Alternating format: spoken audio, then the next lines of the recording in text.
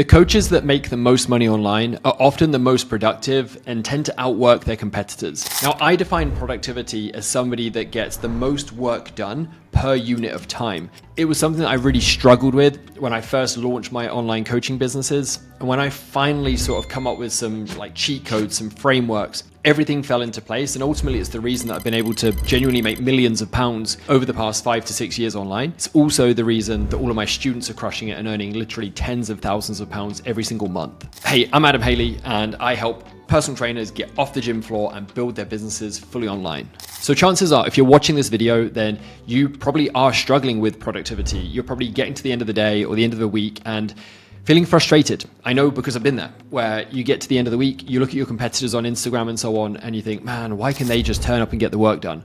Why am I struggling? Why are things not moving forwards? Why am I procrastinating? Why am I scrolling? If you're resonating with any of this, then you need to keep watching. So when it comes to productivity, there are 101 things that you can do.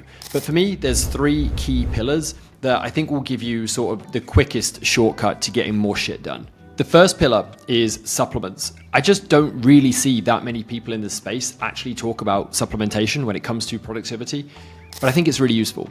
So there are 3 things that I would use here. Number 1, like let's call it level 1, which is really what anybody could use, would be just good old caffeine. So I would pair between 80 and 120 milligrams of caffeine with the equivalent dose of L-theanine. So if you have 80 milligrams of caffeine, roughly speaking, you want around 80 to 100 milligrams of L-theanine. If you were to go to say 200 milligrams of caffeine, you would have 200 milligrams of L-theanine. So caffeine, I probably don't need to go into it. You've experienced the effects. When you take a large amount of caffeine, you are more productive. Basically, prevents tiredness is really how it works. Versus actually making you have more energy, it's more that it actually blocks like the receptors that make you tired. Therefore, working well. And it's obviously a central nervous system stimulant.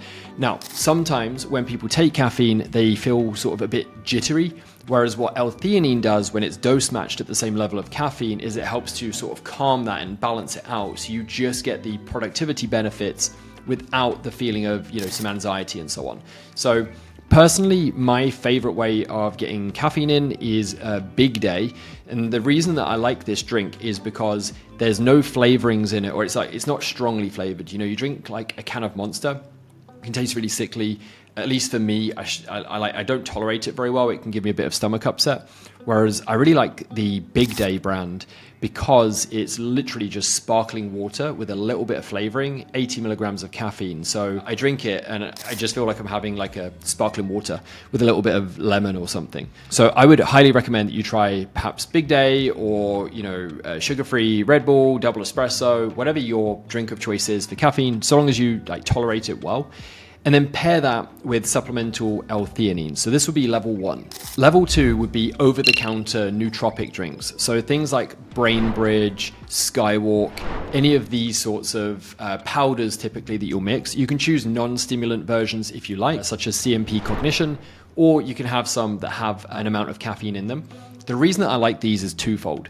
Number 1, they tend to contain a decent amount of ingredients. So they'll have caffeine, they'll have the L-theanine that I mentioned, they'll have tyrosine, they'll have alpha-GPC, they'll have cognizine, and so on. They'll have like a ton of different nootropic-based ingredients that are designed to improve cognitive function, memory recall, productivity, and so on. But really the big reason that I like them is because I feel that there's something powerful about mixing up, a bit of a funny colored drink, drinking it doesn't taste that great. There's almost a bit of placebo that happens alongside this as well. So although in pretty much all of these products, most of the ingredients are heavily research backed, they're at the right doses and so on, and they genuinely do make a difference. I also think there's power in you drinking something and then sitting down and going, well, I better not waste it.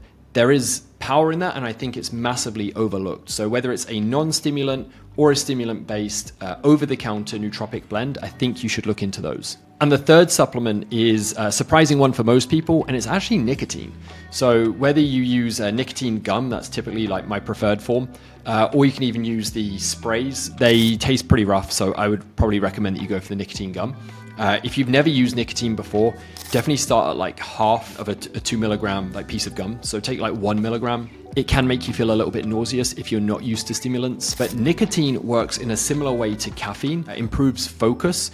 Except the benefit of nicotine is it has a shorter half-life than caffeine, meaning you can actually take it in the evening and still go to bed on time. Caffeine, I typically wouldn't take much later than between 12 and 2 p.m. Whereas nicotine, I would take up to 6, 7, sometimes even 8 p.m. depending on what time I'm going to bed. So if you have like an evening deep work block, taking nicotine gum is really, really powerful. The next pillar is music, which again, I don't really see spoken about that often. So number one, for me, when I'm in like a really deep work block, I try and avoid anything with lyrics in it. Maybe it's just me, but I just find it a bit off-putting, and I end up sort of start thinking about the music and what they're saying and so on. So I would always try and find some form of music playlist that is lyric free. The two recommendations that I've got is, if you're not a psychopath, then Hans Zimmer and any of his music playlists and soundtracks, like Interstellar, you should go YouTube that or find it on Spotify. Hans Zimmer, Interstellar, any of those music tracks are great for doing some deep work too. If you are a bit of a psychopath like me, then binaural beats works phenomenally well. So again, you can just YouTube like binaural beats focus playlist. There are tons of them on YouTube.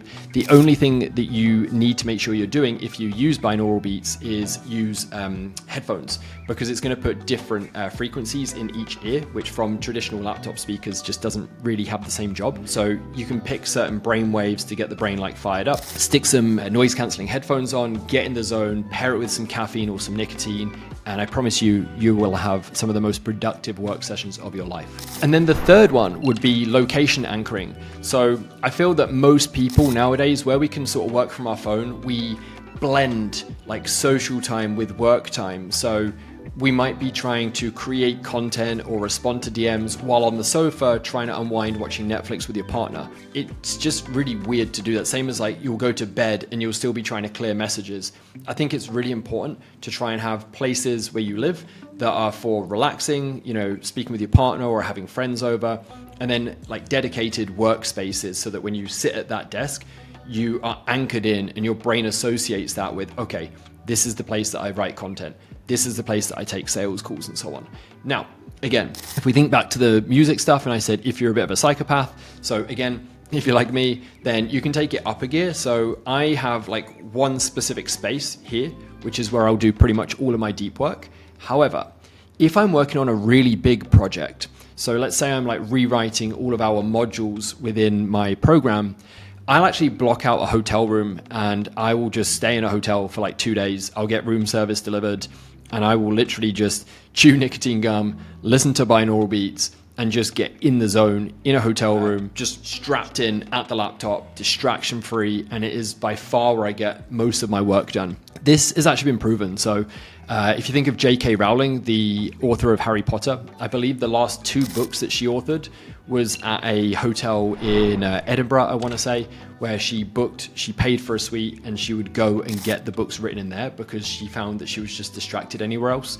And then there's also another entrepreneur, I can't think of the name off the top of my head, I probably should have researched it before this video, but I know that he, in order to write a book, I believe he booked like a business class flight from, I want to say it was like US to Tokyo and back, and basically wrote an entire book within that time. And again, the theory was there were no distractions. He was just there in his seat, working away.